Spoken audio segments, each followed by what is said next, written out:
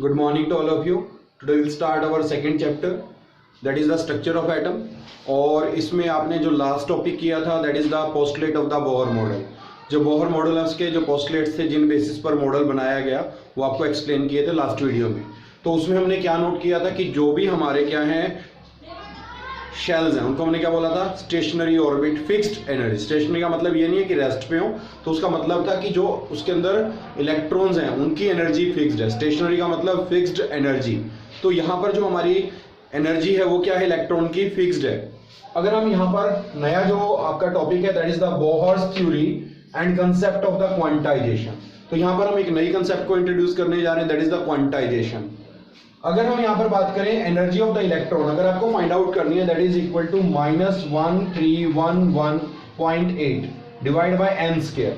तो यहाँ पर n क्या है, नंबर ऑफ शेल।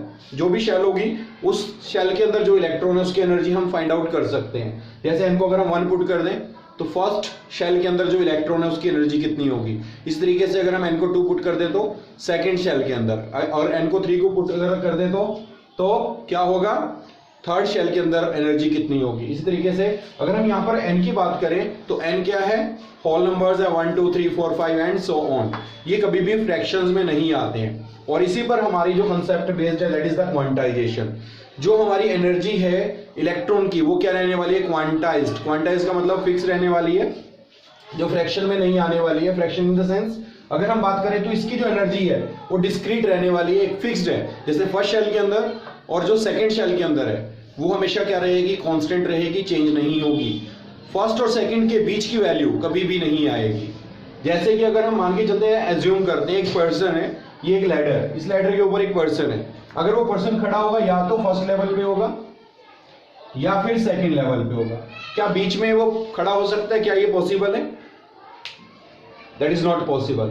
अगर हम सेकंड या थर्ड लेवल को चेक करें तो थर्ड पे हो सकता है या फोर्थ पे हो सकता है या फिफ्थ पे हो सकता है। इन बिटवीन वो कहीं पर भी खड़ा नहीं हो सकता है। इसी तरीके से अगर हम शेल की बात करें तो n को या तो 1 पुट कर सकते हैं, n को 2 पुट कर सकते हैं, n को 3 पुट कर सकते हैं। n की वैल्यू कभी भी फ्रैक्शंस में नहीं आने वाली है। और यही हमारा बेस कंसेप्ट है दैट इज द, जो एनर्जी है वो क्या होती है, क्वांटाइज्ड होती है। जो हमारे इलेक्ट्रॉन्स हैं उनकी एनर्जी क्या है, क्वांटाइज्ड। क्वांटाइज्ड का मतलब फिक्स्ड है। इसी तरीके से आपको याद होगा जब हमने फोटो इलेक्ट्रिक इफेक्ट किया था तो हमने बताया था जो फोटोन्स हैं उनकी एनर्जी भी क्वांटाइज्ड होती है, फिक्स्ड होती है। या तो 1 फोटोन होगा या फिर 2 फोटोन होगा या फिर 3 फोटोन होगा। वो आपको याद भी होगा, तो हमने कैसे लिखा था, E is equal to NH nu. तो एक फोटोन की एनर्जी क्या है, h न्यू। अगर 2 होंगे तो 2h न्यू, अगर 3 है तो 3h न्यू, अगर 4 है तो 4h न्यू, अगर इस तरीके से n फोटोन्स हो तो NH न्यू। तो इस तरीके से हम क्या निकाल सकते हैं, क्या बोल सकते हैं कि जी हाँ, यहाँ पर जो भी एनर्जी है वो क्या है, क्वांटाइज्ड है, फिक्स्ड है। n की वैल्यू या तो 1 होगी या 2 होगी या 3 होगी, या तो 1 फोटोन होंगे या 2 होंगे। 1.5 फोटोन इज नॉट पॉसिबल। इस तरीके से 2.5 फोटोन भी पॉसिबल नहीं है। तो ये हमारी जो कंसेप्ट है इसको क्या बोलते हैं, क्वांटाइज्ड। क्वांटाइज्ड का मतलब फिक्स्ड, और जो हमारी क्या आने वाली है, डेफिनेट आने वाली है। तो इसको यहाँ से नोट डाउन करेंगे जो मैंने भी आपको टर्म्स बताई हैं। तो सबसे पहले इलेक्ट्रॉन्स की एनर्जी निकालनी है किसी भी शेल के अंदर, तो हम कैसे निकाल सकते हैं, नोट करेंगे। And next one is the limitation of the Bohr's atomic theory. अगर हम बोहर एटॉमिक थ्योरी की बात करें तो जो बोहर एटॉमिक थ्योरी है उसकी कुछ ना कुछ लिमिटेशंस हैं। जैसे आपने बाकी मॉडल्स में पढ़ी, थॉमसन मॉडल था, रदरफोर्ड मॉडल था, तो ऐसे यहाँ पर भी कुछ लिमिटेशन है। जब सबसे पहली लिमिटेशन है, the Bohr model could not explain the line spectra of atom containing more than 1 electron. आपको याद होगा कि बोहर मॉडल को हमने क्या बोला था, हाइड्रोजन लाइक मॉडल। अगर हम बात करें तो ये सिर्फ एक हाइड्रोजन तक ही लिमिटेड था, या तो हम बोलते थे हाइड्रोजन या फिर हाइड्रोजन लाइक स्पेसेस, उन्हीं को ही एक्सप्लेन कर पाता था। That means this one is applicable only for single electron system, this one not can applied for the multi electron system. जो मल्टी इलेक्ट्रॉन सिस्टम है जिसमें एक से ज्यादा इलेक्ट्रॉन है उस पर हम इस मॉडल को अप्लाई नहीं कर सकते थे। क्यों? क्योंकि इसका जो स्पेक्ट्रा बनता था that is applicable only for single electron system. जो भी एटम जिसमें एक इलेक्ट्रॉन होगा उसी पर हम इसको अप्लाई कर सकते थे, मल्टी इलेक्ट्रॉन पर ये अप्लाई नहीं होने वाला था। क्योंकि जो मल्टी इलेक्ट्रॉन्स हैं उसमें क्या होते हैं, बहुत सारी, कहने का मतलब जब जो इलेक्ट्रॉन है 1 लेवल से second level, third level, fourth level पे जाएगा तो एक सिंगल इलेक्ट्रॉन को तो डिटरमाइन किया जा सकता है, लेकिन अगर बहुत सारे इलेक्ट्रॉन है तो सभी को ही, कहने का मतलब उनको फाइंड आउट करना इजी नहीं होगा। तो बोहर ने सिर्फ सिंगल इलेक्ट्रॉन इसीलिए लिया था ताकि उनका जो स्पेक्ट्रा वो इजिली बनाया जा सके। सेकंड, अगर हम बोहर मॉडल की बात करें तो Bohr model failed to account for the effect of magnetic field on the spectra of atom और आयन। इसमें होता क्या था जो आपको समझना है, जिसको बोलते हैं जीमन effect. Zeeman effect is applicable in case of magnetic field. जैसे फॉर एग्जांपल अगर हम एक लाइन लेते हैं, ये एक लाइन है, आपको ये एक सिंगल लाइन नजर आ रही होगी। अगर हम इस सिंगल लाइन को मैग्नेटिक फील्ड में रख दें, जैसे कि बोहर मॉडल ने किया, एक लाइन हमने बताया था कि लाइन स्पेक्ट्रा बनता था। अगर हम इस लाइन को क्या करें, हम मैग्नेटिक फील्ड इसके अगेंस्ट अप्लाई कर दें, then this line will split into many fine lines. तो इसका मतलब जो ये सिंगल लाइन है पतली पतली लाइनों से मिलके बनी है, जो किसमें फाइंड आउट हुई, इन केस ऑफ जीमन इफेक्ट। जैसे हमने क्या किया, जो हमने एक सिंगल इलेक्ट्रॉन सिस्टम के अंदर क्या किया, उसका स्पेक्ट्रा तैयार किया, लेकिन हमने जब उसके अगेंस्ट क्या लगा दिया, एक मैग्नेटिक फील्ड लगा दिया, तो जो ये सिंगल लाइन थी वो बहुत सारी फाइन लाइंस में क्या हो गई, स्प्लिट हो गई। बोहर उसको एक्सप्लेन नहीं कर पाया, तो this one is the limitation. Similarly अगर हम इसके अगेंस्ट इलेक्ट्रिक फील्ड लगा दें, तो this one is the next point. Bohr theory also could not explain the effect of the electric field on the spectra of atom और ion. हमने atom का spectra तैयार किया, फिर वही कंसेप्ट, अब की बार हमने मैग्नेटिक फील्ड की बजाय क्या लगा दिया, इलेक्ट्रिक फील्ड, सिर्फ उसका नाम चेंज हो गया। Now this effect is called Stark effect. तो one is the Zeeman effect and other one is the Stark effect. Zeeman effect in case of magnetic field and Stark effect in case of electric field. तो दोनों में यही concept है कि जो हमारा single एक लाइन थी that is made from many fine lines, जो क्या होती है मैग्नेटिक फील्ड में और इलेक्ट्रिक फील्ड में क्या हो जाती है, स्प्लिट हो जाती है। और जो इसका रीजन है वो आपको नेक्स्ट मॉडल में एक्सप्लेन होगा। तो ये लिमिटेशंस है, जैसे आपको याद होगा थॉमसन ने क्या किया था, जब मॉडल दिया तो रदरफोर्ड ने एक्सपेरिमेंट किया, अल्फा पार्टिकल स्कैटरिंग एक्सपेरिमेंट, तो उसकी जो ऑब्जर्वेशन थी थॉमसन एक्सप्लेन नहीं कर पाया। इस तरीके से हमारा जो नेक्स्ट मॉडल है that is the quantum mechanical model. अभी आपको एक क्वांटा वर्ड बताया था, क्वांटाइजेशन बताया था, तो वो उसी पर बेस्ड है, उसी पर बेस्ड हमारा model that is quantum mechanical model. वो कैसे बनेगा, उसके पीछे क्या रीजन रहेगा, वो भी आपको एक्सप्लेन करेंगे। फोर्थ पॉइंट अगर हम देखें, Bohr theory does not provide any clue to the explain the shape of the molecule arising due to the directional bonding between the atom. इसने शेप के बारे में कुछ भी नहीं बताया कि जैसे कुछ मॉलिक्यूल्स होते हैं, बनते हैं जब वो एटम से, तो उनके बीच में जो बॉन्डिंग होती है वो डायरेक्शनल होती है, लेकिन उनकी शेप के बारे में इस मॉडल ने कुछ भी नहीं बताया कि उनका जो शेप है वो कैसे रहने वाली है। नेक्स्ट पॉइंट जो है, जो भी आपको बता रहे थे कि क्वांटम मैकेनिकल मॉडल में जाने से पहले, अगर आपको याद हो, जैसे बोहर मॉडल की डेवलपमेंट से पहले हमने बताया था dual nature of EM waves. जो ईएम वेव्स है उसका नेचर क्या है, ड्यूअल है। इसी तरीके से जब हम क्वांटम मैकेनिकल मॉडल की तरफ जाते हैं तो ये दो हमारे अलग अलग कंसेप्ट्स हैं। First one is the dual nature of the matter and other one is the uncertainty principle. This one is actually Heisenberg uncertainty principal. Uncertainty आपको पता ही है कि कोई भी चीज सर्टेन नहीं है जो हम सर्टेनली बता सके। जैसे आज बारिश आने का चांस तो हम 100% नहीं कह सकते हैं, वहां पर क्या है, लिमिटेशन है, तो इसको हम क्या वर्ड यूज करेंगे, प्रोबेबिलिटी। प्रोबेबिलिटी क्या है कि उसके चांस हम 100% नहीं कह सकते, कोई भी चीज 100% नहीं है, that means there will be some uncertainty.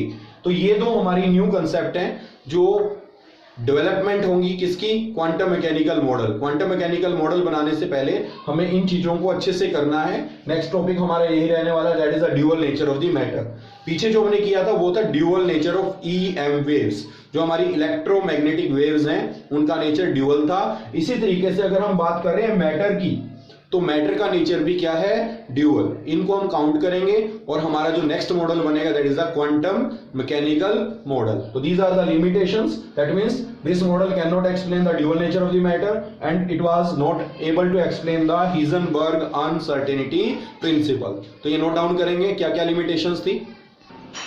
Next one is the quantum mechanical model. जैसे कि अभी आपको बताया कि जो क्वांटम मैकेनिकल मॉडल है उसकी डेवलपमेंट में हमारे दो मेन कंसेप्ट चलने वाले हैं। The first one is the dual nature of the matter and second one is the Heisenberg uncertainty principle. तो सबसे पहले हम ड्यूअल नेचर ऑफ मैटर की बात करते हैं कि जो भी हमारा मैटर है उसका नेचर क्या होता है, ड्यूअल होता है। जैसे आइंस्टाइन ने क्या कहा था कि जो ईएम वेव्स है उसका नेचर क्या है, ड्यूअल नेचर है। इसी तरीके से जो डी ब्रुगली है उन्होंने क्या कहा कि जो भी हमारा मैटर है उसका नेचर भी ड्यूअल है।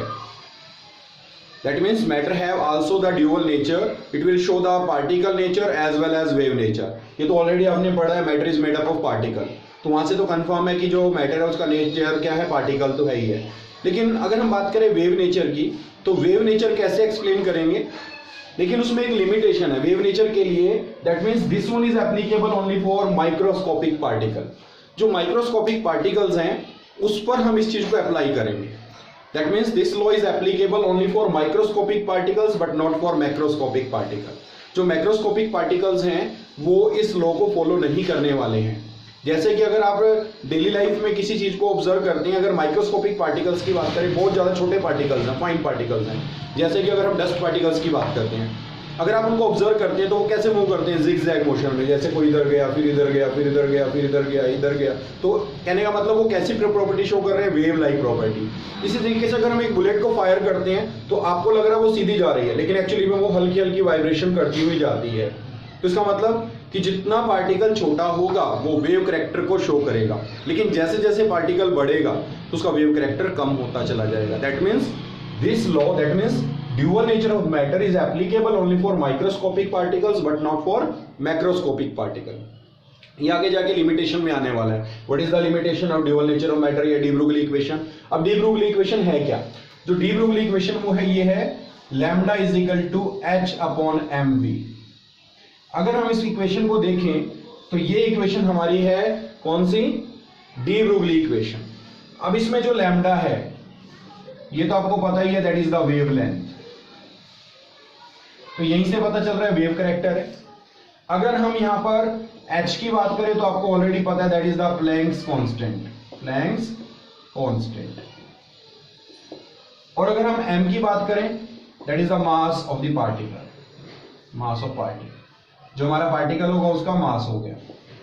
और v क्या हो गई, velocity of the velocity of the particle. जो भी हमारा पार्टिकल होगा उसकी वेलोसिटी क्या है। तो इसमें हम देखें तो जो ये इक्वेशन है ये दो चीजों को रिलेट करती है, that means wave nature as well as particle nature. अगर हम वेलोसिटी की बात करें, मास की बात करें, तो ये क्या रिप्रेजेंट करती है, पार्टिकल नेचर को रिप्रेजेंट करती है। लेकिन and lambda represent the wave character. तो यहां पर हम देखें तो ये क्या हो गया, वेव करैक्टर हो गया, ये हो गया पार्टिकल। तो डी ब्रुगली ने क्या किया, जो वेव करैक्टर था और जो पार्टिकल करैक्टर था उनको आपस में रिलेट किया। इसके बाद हम जो करने वाले हैं that is the derivation of the de Broglie equation. Important है और मैक्सिमम चांसेस रहते हैं एग्जाम में आने के, नोट डाउन करेंगे इसको। Next one is the derivation of the de Broglie equation. अगर हम इसमें चेक करें, सबसे पहले अगर हम इस इक्वेशन में देखें तो according to the Planck's quantum theory, Planck's quantum theory, तो क्या कहती है Planck's quantum theory, E is equal to H nu. याद होगा आपको, तो प्लैंक्स ने क्या कहा था, E is equal to H nu. मान लेते हैं इस इक्वेशन को नंबर दे देते हैं 1। अगर हम आइंस्टाइन के अकॉर्डिंग देखें, आइंस्टाइन की इक्वेशन याद होगी जिसमें उसने क्या किया था, एनर्जी को मास से रिलेट किया था, E is equal to mc square. इस इक्वेशन को नंबर 2 दे दिया। अगर ये भी एनर्जी है ये भी एनर्जी है, तो from equation 1 and 2, from equation 1 and 2 compare करेंगे तो क्या आएगा, H nu is equal to M C square. अगर हम यहां पर देखें तो एच न्यू किसके बराबर है, एम सी स्क्वायर के बराबर है। तो अगर हम यहां पर क्या करते हैं, हमें इक्वेशन में चाहिए क्या, अगर हम यहां पर बात करें तो जो डी ब्रुगली इक्वेशन थी, अगर याद हो तो आपको क्या था, लैम्डा था वहां पर। लेकिन यहां पर अगर हम देखें तो एच न्यू, अगर इसको लैम्डा में कन्वर्ट करना है तो आपको याद होगा हमने एक इक्वेशन ली थी, क्या थी, C is equal to nu into में लैम्डा। अगर मैं इस न्यू को क्या पुट करूं, C अपॉन लैम्डा, तो इस न्यू की जगह हम क्या पुट कर सकते हैं, H C by lambda is equal to M C square. ये क्लियर है। तो ये हमने कहां से ली, इक्वेशन याद होगी, that is the speed of light is equal to, that is frequency into wavelength. और यहां पर हम फ्रीक्वेंसी निकाले तो that is the speed of light divide by its wavelength. अगर हम यहां पर चेक करें तो H C upon lambda is equal to M C square. तो ये चीज आपने नोट डाउन की सबसे पहले। अगर हम एच सी अपॉन लैम्डा को चेक करें तो which is equal to M C square. अब हम क्या करते हैं, इसको रीअरेंज करते हैं और इक्वेशन क्या हो जाएगी, लैम्डा को हम उधर ले जाते हैं, lambda is equal to H C upon, अगर हम यहां पर देखें तो इसको उधर लेके गए, इसको इधर लेके आ गए, तो एम सी स्क्वायर। अगर हम यहाँ c से इसको कैंसिल कर दें तो इक्वेशन क्या आ जाती है, lambda is equal to h upon mc। लेकिन अगर हम बात करें this equation is valid only for speed of light, लेकिन अगर हम बात करें मैटर क्या हमेशा स्पीड ऑफ लाइट से ट्रेवल करता है, then answer will be no. तो हम क्या करने वाले हैं, यहां पर for particle c is converted into v, तो c को हमने किस में कन्वर्ट कर दिया, v में। तो इक्वेशन क्या बनने वाली है, lambda is equal to h upon mv, जो हमें चाहिए थी वो इक्वेशन आ गई। तो यहां से हमने क्या कंक्लूजन निकाला कि जो ये अगर पार्टिकल की बात करें तो स्पीड ऑफ लाइट किसके बराबर हो जाएगी, वेलोसिटी के बराबर हो जाएगी। तो lambda is equal to h upon mv, और एक चीज और हम ले सकते हैं, lambda is equal to h upon p लगा देते हैं। p stand for momentum, p is equal to क्या होता है, mv। तो हम यहां पर क्या कर सकते हैं, जो मोमेंटम है वो क्या कर सकते हैं, मास इनटू वेलोसिटी। तो यहां पर अगर हम देखें तो lambda is inversely proportional to momentum, जितना ज्यादा मोमेंटम होगा उतना ही क्या होगा, यहां पर वेवलेंथ कम होगी। तो वेव करैक्टर अभी बताया कि जितना मास ज्यादा होगा तो वेव करैक्टर उतना कम शो करेगा।